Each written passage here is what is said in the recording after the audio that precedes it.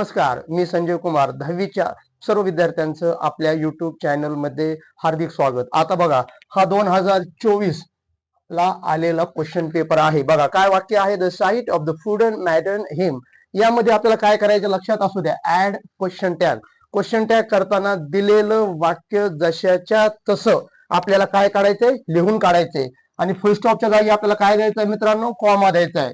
Comma. त्याच्यानंतर आपल्याला काय करायचंय माहित आहे, वाक्याचा जो काळ आहे तो बघायचा आहे. कोणता काळ आहे, साधा भूतकाळ. आणि आपल्याला माहित आहे क्वेश्चन टॅग करताना आपल्याला काय लागतं, हेल्पिंग वर्ब. तर इथं काय येणार, डीड येणार, कारण वाक्यामध्ये भूतकाळ आहे.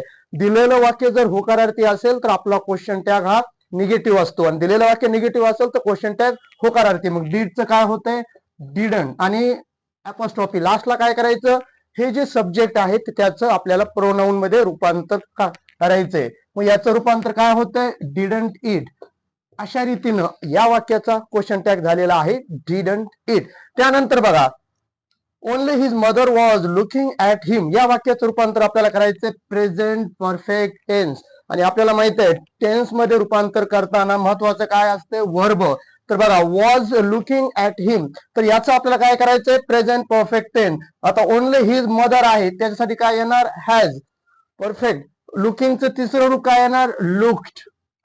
मग अशा रीतीनं या वाक्याचं प्रेझेंट परफेक्ट टेन्स काय झालंय मित्रांनो, only his mother has looked at him. अशा प्रकारे आपण 2 क्वेश्चन पाहिलेले आहेत. वेगवेगळ्या अशाच प्रकारच्या व्हिडिओसाठी हे चॅनल लाईक करायला, शेअर करायला आणि सबस्क्राईब करायला विसरू नका.